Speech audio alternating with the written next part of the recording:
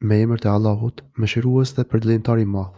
Pa dyshim ka qenë kohë e gjatë ajo, e që njeriu nuk është përmendur, nuk ka ekzistuar. Në këtë sure të mrekullueshme, Allahu i Madhëruar përshkruan fillesat e njerëzit, vazhdimsinë dhe përfundimin e tij. Allahu i Madhëruar thot se ka kaluar një kohë e gjatë para se njeriu të ekzistonte dhe para se emri i njerit të përmendej, sepse ai ende nuk ishte krijuar. Kur Allahu deshi të krijonte njerëzit, fillimisht krijoi prej bate babain e njerëzimit, Adimin as. Pastaj bëri që të tjerët të shumoheshin nëpërmjet një lloj lëngu të vështirë. Kjo qenë një sprov për njeriu, a do të kujtohet ai se si ka qenë fillesa e tij dhe të pozicionohet ashtu si duhet, duke qenë modest dhe i nështruar, apo do të harroj këtë dhe do të tregohet arrogant dhe i vetmashtruar. I Madhëruari e krijoi njeriun duke i dhënë atij aftësitë e brendshme dhe të jashtme, duke i dhënë shikim, dëgjimet. Allahu i lartësuar e kompletoi krijimin e njeriut, duke i falur çdo gjë që do të ishte e nevojshme për të. Pastaj u dërgoi popujve profet, u zbriti libra dhe u tregoi udhën që të afron tek ai. Kështu, ai ftoi në rrugën e lumturisë, duke u treguar se çfarë i pret nëse i përgjigjen kësaj ftese bujare kur të takohen me Allahun e Madhëruar. Po ashtu, ai këshilloi që të kenë kujdes e të largohen nga shtigjet që të çojnë drejt shkatërimit, duke u treguar se çfarë i pret nëse hyjnë në ato shtigje. Përballë këtyre dy alternativave, njerëzit janë ndarë në grupe 1. Falënderuesit për mirësitë e Allahut dhe mirënjohësit e tij. Këta janë ata të cilët angazhohen për të kryer tërësisht dhe sa më mirë detyrimet dhe përgjegjësitë me të cilat Allahu i ka ngarkuar. Të mohuesit e mirësive të Allahut dhe mosmirënjohësit ndaj tij. Allahu i Madhëruar u ka dhuruar këtyre shumë mirësi të kësaj dynjaje, të fesë dhe të besimit, por ata nuk tregojnë mirënjohje dhe respekt për to. Përkundrazi, ata mohojnë Zotin e tyre dhe janë futur në shtigjet e shkatërimit.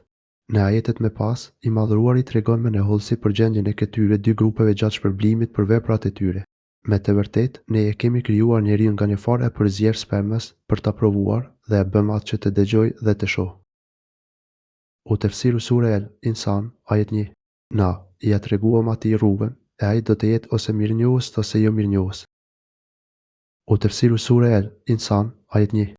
Na, me të vërtet, për jo besimtarët kemi përgatitur zinxhir e pranga dhe flakë të zjarrit. Ne kemi përgatitur për jo besimtarët zinxhir, pranga dhe zjarr. Për ata që kanë mohuar Allahun dhe profetët dhe që paturpsisht kanë guxuar të kryejnë gjinoa ndaj Allahut të Madhëruar, ai ka përgatitur për ta në zjarrin e xhenemit zinxhir dhe pranga, me të cilat do t'u lidhen duar dhe do t'u shtrënguan fort pas qafe, sikurse thuhet në një ajet tjetër, kapenjat dhe vendos janë i pranga. Pastaj hidheni në xhenem dhe lidheni me një zinxhir të gjatë 70 kut, sepse ai nuk beson te Allahu i Madhëruar. Aka 30-33. Allahu i Madhëruar ka përgatitur edhe zjarr të ndezur fort, i cili i përfshin trupat me furi dhe i shkumbon, sikurse ka thënë i Madhëruari, nuk ka dyshim se ata që kanë mohuar argumentet tona, do t'i flakim në zjarr. Sa herë që do t'u digjet një lëkurë, ne do t'u ozëvendësojmë me lëkurë tjetër, që ta shijojnë mirë dënimin. Allahu është i plotfuqishëm me urtë. Nisa 56. Ky ndeshkim do të jetë i vazhdueshëm për ta në përjetësi. Ndërsa bamirësit janë ata të cilët i kanë rregulluar zemrat e tyre me dashurinë për Allahun, me njohjen e tij dhe me moral të mirë. Kështu janë përmirësuar edhe gjymtyrët e tyre, të cilat bindën për të bërë vepra të mira, që kënaqin Zotin. Për këta, Zoti na tregon dhe thotë se sigurisht të ndershmit besimtar do të pinë nga kupa në xhennet, pije të përbërë me kambor. S'ka dyshim se të devotshmit do të pinë në kupa, që kanë pije të përzier me kafur, do të shijojnë pije të këndshme, të përzier me kafur, i cili shërben për ta freskuar ose zbutur shijen e saj. Kafuri i xhenetit është shumë i shijshëm, i këndshëm dhe i pastër nga çdo element turbullues që zakonisht gjendet në kafurin e dynjas. Megjithatë, asgjë nga mamirësitë e sendeve të dynjas nuk ekziston në sendet që Zoti ka treguar se do të jenë në xhenet, edhe pse mund të kenë të njëjtin emër. Kështu, për shembull, kur përshkruan me pushimet e banorëve të xhenetit, i Madhëruari thotë, ata qëndrojnë mes rrotuzve pa xhemba, bananeve me fruta pal, në një të gjera, pranë një uji që rrjedh, mes frutave të shumëllojshme, që as nuk mbarohen, as nuk janë të ndaluara. Wakia 28:33. Ndërsa kur përshkruan mirësitë dhe gratë e tyre në xhenet, i Madhëruari thotë, përgëzoi ata që besojnë dhe bëjnë vepra të mira, se do të kenë xhenete, në të cilat rrjedhin lumi. Sa herë që u jepet ndonjë ushqim nga frutat e tij, ata thonë, të tilla mirësi na janë dhuruar edhe më parë. Atyre u dhurohen mirësi të ngjashme dhe atë do të kenë bashkëshortet e pastra. Ata do të jenë atje në xhenet përjetësisht. Bekari 25. Ose, për ta është përgatitur vendi i paqes pranë Zotit të tyre. Ai është miku i tyre për ato vepra që ata bën. Enam 127. Vetëm Allahu i lartësuar e di realitetin e kënaqësive dhe të lumturisë së shpirtrave në xhenet. Ai thotë, Allahu do t'u thotë, o adhuruesit e mi, sot nuk ka pse të friksoheni as pse të brengoseni. Atyre që besuan shpalljet tona dhe ishin muslimanë të nështruar ndaj Zotit do t'u thuhet, hyni në xhenet, ju dhe bashkëshortet tuaja, për t'u gëzuar. Aty do t'u shërbejnë me enë e kupa të arta. Aty ka çdo gjë që shpirti e dëshiron dhe syri e pëlqen.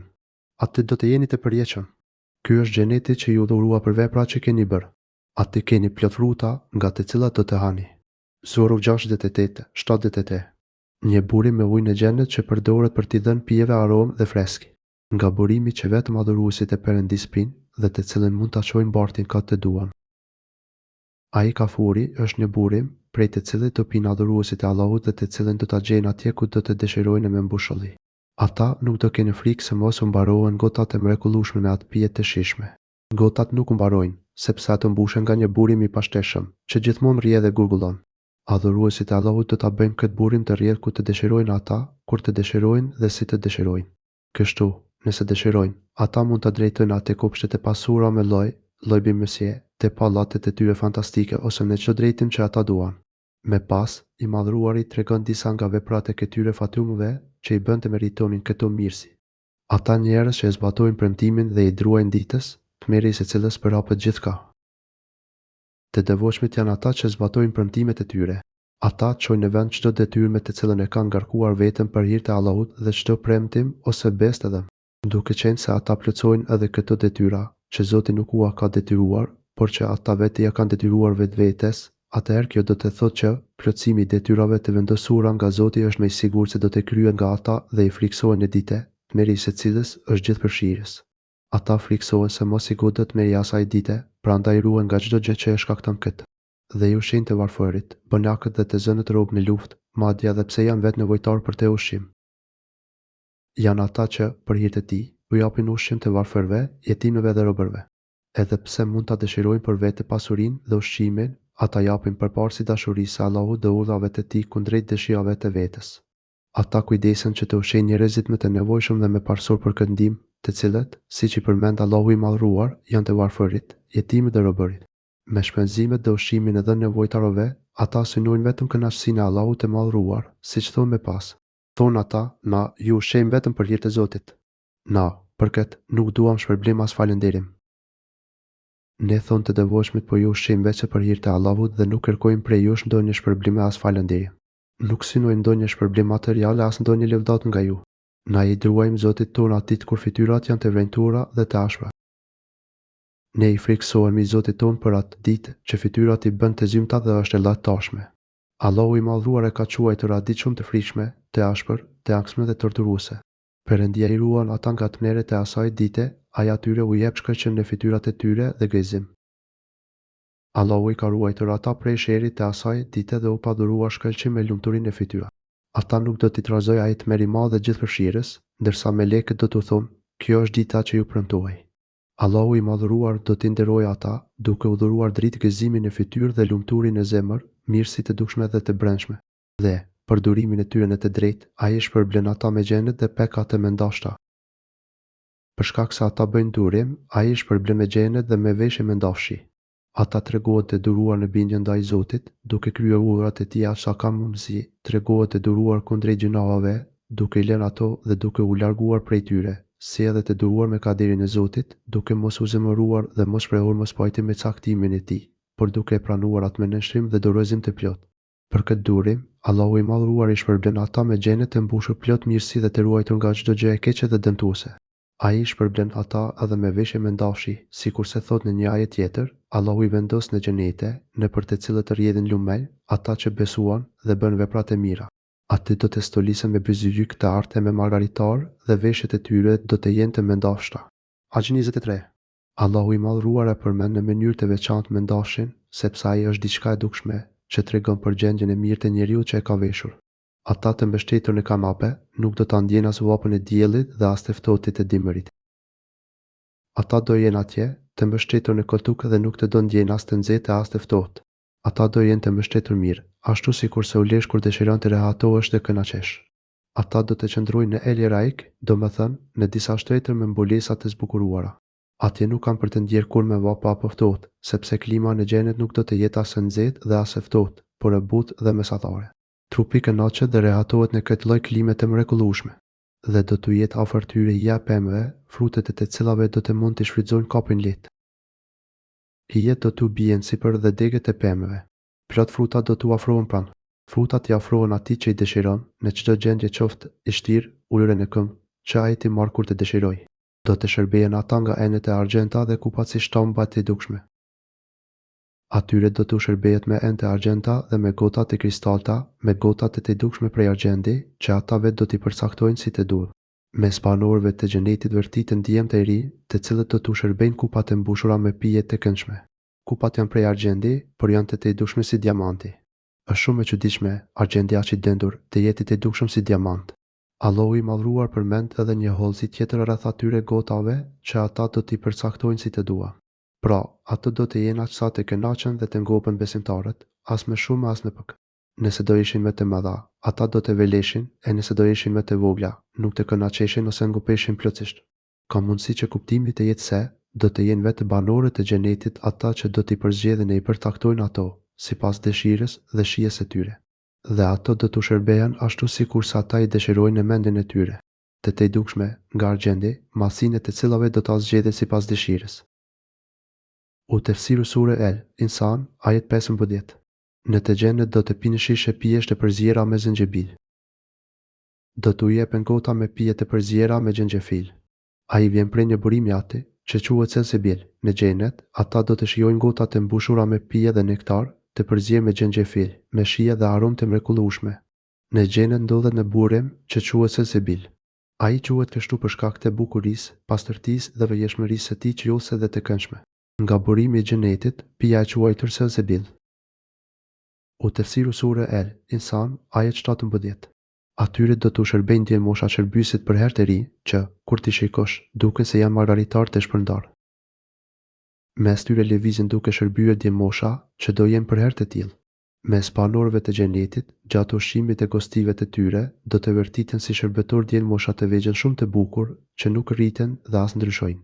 Kur i shet të shpërndahen në shërbim, ata ngjajnë si margaritar. Kjo është një kënaqësi tjetër e banorëve të xhenetit. Shërbëtorët e tyre do të jenë djelmosha të bukur, që të gëzojnë kur i sheh, sepse ata të shërbejnë plot gas. Kur hyjnë në banesat e xhenetinjve, nuk ka pas siguri dhe ndrojtje prej tyre. Ata përmbushin kërkesat e xhenetinjve në çdo moment. Dhe, ka do të shikosh në xhenet, do të shohësh komoditet e begatit të gjerë. E që, kur i kundron, duke si margaritar të shpërndar. Kur hedh shikimin atje, në xhenet, sheh begati e pasurit e mëdha. Nëse i kundron, do të shije pasuri dhe mirësitë e mëdha. Nëse do të shije pasuritë e ndonjërit prej tyre, do të marrë një teshë nga kështjellat, banesat, dhomat e gdhendura e të zbukuruara, të cilat nuk mundesh t'i përshkruash. Ata zotërojnë kopshte të lulëzuara dhe plot fruta, që janë të lehta për t'u arritur dhe të shijshme. Mes këtyre kopshteve të çuditshme, rrjedhin lumenj dhe këndojnë zogj të ndryshëm këngëtar. Të gjitha këto kënaqin zemrën dhe lumturojnë shpirtin. Atje, gjithashtu, presin gra jashtëzakonisht të bukura dhe të hijshme, të bukura nga jashtë nga brenda, nga trupi dhe nga shpirti. Ato u ambushin zemrat dhe shpirtin me gëzim burave të tyre. Rreth tyre vërtiten e shërbejnë djelmosha të përjetshëm, që e shtojnë dhe plotësojnë rehatin dhe kënaqësinë. Pastaj, mbi të gjitha këto kënaqësi dhe bukuri, qëndron lumturia më e madhe, vështrimi te Zoti i gjithësisë, tek e gjithëmshirshmja e mëshirëploti, dëgjimi i fjalës së tij, prania afërt e tij, kënaqësia e Zotit me ta dhe, në fund, përjetësia në këto mirësi, të cilat vetëm shtohen dhe bëhen të larmishme. I lartësuar dhe ladëruar qoftë Allah, mbreti, sunduesi i gjithçkaje, i vërteti, depot e mirësive të të cilit nuk shterin dhe nuk paksohen kur. Ashtu si cilësitë e tij, që janë të pafundme, ashtu janë edhe mirësitë e dhuruara nga bujaria e tij. Ata do të janë të veshur me petkat e holla me ndafshi të gjelbërt dhe nga mendafsi i trashë, të stolisur me bylyzyk të argjend, dhe do t'u jap Zoti i tyre të pinë pije të pastërta të mrekullueshme. Ata besimtarët janë të veshur me mendafsh të hollë të gjelbër dhe me mendafsh të trashë. Ata janë të veshur me petka të bukura prej mendafshi jeshil të hollë sundus dhe me mendafsh të trashlis të brek, që janë nga llojet më të mira të mendafshit të stolisur me bylyzyk të argjend. Duart e tyre, të meshkujve dhe të femrave, janë të stolisura me byzyryke e bijuteri argjendi. Ky është një premtim i dhënë nga Zoti dhe premtimi i tij patjetër që do të mbahet, sepse ai është me fjalë drejti dhe i vërteti. dhe Zoti i tyre u jep të pinë pije të kulluar. Do t'u jepet një lloj pijeje, që është e pastër nga çdo turbullirë dhe ndyrësi, nga njëra anë, dhe pastruese e barkut e tyre nga çdo gjë e keqe dhe e dëmshme, nga ana tjetër. Ju thuhet atyre, ky është shpërblimi juaj, përpjekja juaj në veprat e mira është e falendëruar. Ky është shpërblimi për ju, sepse e keni merituar me përpjekjet tuaja. Ky shpërblim i madh ju jepet si shpërblim për veprat që keni kryer. Madje, edhe për veprat më të vogla, Allahu Bujar dhe i gjithëmshishëm ka përgatitur për ju mirësitë e përjetshme të papërshkrueshme. Pasi foli për mirësitë e xhenetit, Allahu i madhruar thotë: Me të vërtetë, na ta kemi shpallur Kur'anin ty në intervale kohë pas kohe. Ne ta shpallëm Kur'anin pjesë. Në Kur'ani, i madhruari ka sjell premtime dhe kërcënime, ka sqaruar gjithçka për të cilët robërit kanë nevojë dhe na udhëron që të zbatojmë plotësisht çdo ligj dhe porosit e tij. Për të gjitha këto nevoji të durim, prandaj Allahu i madhruar thot më tej: Duro prite vendimin e Zotit tënd, e mos dëgjo as mëkatarit, as jo besimtarët.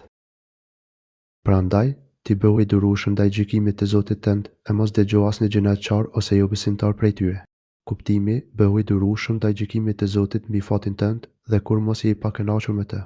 Po ashtu, bëhu i durueshëm edhe ndaj gjykimit të Zotit në ligjet e tij, duke i vënë në zbatim ato dhe duke jetuar sipas tyre. Mos lejo asgjë e asnjë të pengojë në këtë rrugë. Mos i u bin të gjyturve në gjinoa dhe në mosbesim. Bindja ndaj gjinoqarve e mohuese do të çojë patjetër në gjinoa dhe kalim kufish, sepse ata burrojnë veçse për gjërat që ua kërkon e pshitye pa fre. Duke qenë se, për të qenë i durueshëm dhe i qëndrueshëm të ndihmon adhurimi i Zotit dhe shtimi i kujtimit të tij. Në vijim thuhet: Dhe përmende emrin e Zotit tënd në mëngjes dhe në mbrëmje.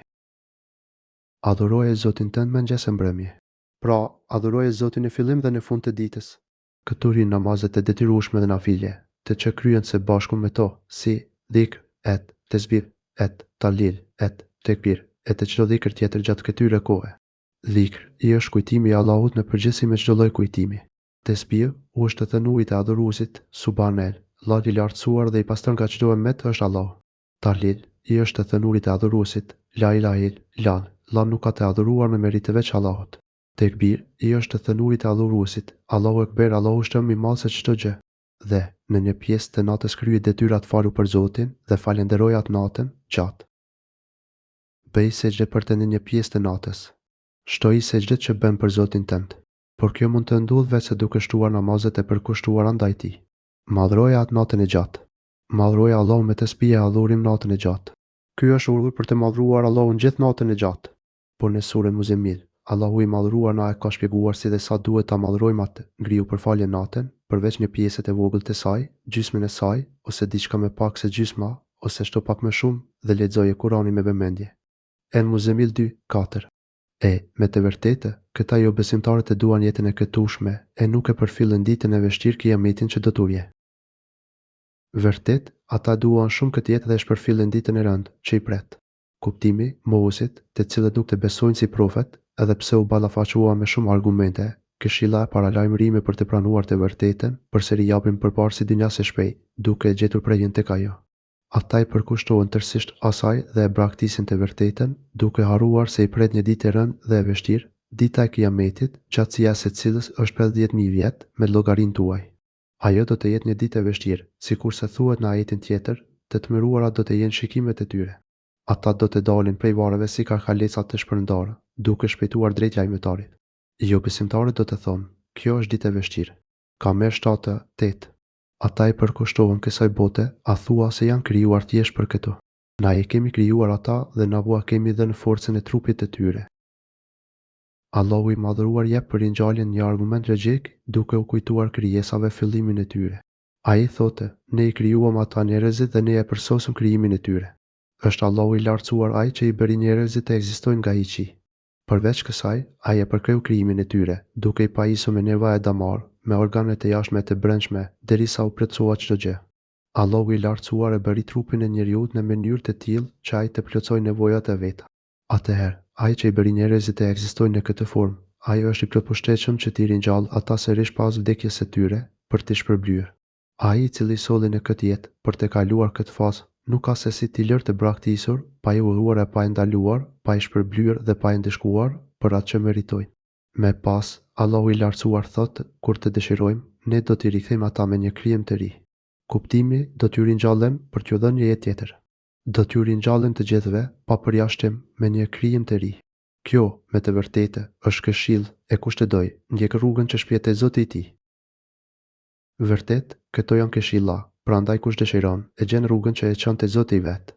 Besimtari përfiton nga këto këshilla paralajmërime që nxisin frikën dhe shpresën. Ai që dëshiron mund të marrë rrugën që të çon tek Allahu i madhruar, i cili, pasi e ka qartësuar mirë këtë rrugë, i ka lënë të lirë njerëzit të zgjedhin, ose të ndjekin udhëzimin e tij, ose ta shpërfillin atë. Por ju nuk mund të duani përveç nëse don Perëndia, se Perëndia, me të vërtetë, është i plotdijshëm dhe i gjithdijshëm. Po ju mund të doni diçka, veç nëse do Allahu. Padyshim, Allahu është i gjithditur dhe i urtë. Është dëshira e Allahut ajo që ekzekutohet dhe vihet në jetë. Ai është i urtë dhe i gjithditur kur udhëzon dik në rrugën e drejtë, ashtu siç është i urtë dhe i gjithditur kur lën në humbje dhe devijim atë që zgjedh humbjen dhe devijimin. Atë që don ai e shpjen në mëshirën e vet e jo besimtarëve u ka përgatitur vuajtjet e rënda. Atë që ai e do e përshin në mëshirën e vet, kurse për keqbërësit ai ka përgatitur dënin të dhëmshëm. Ata që Allahu i ka futur në mëshirën e tij, ata i ka veçuar me përkujdesje të veçantë, duke u bërë të mundur çdo mjet dhe rrugë për të arritur lumturinë.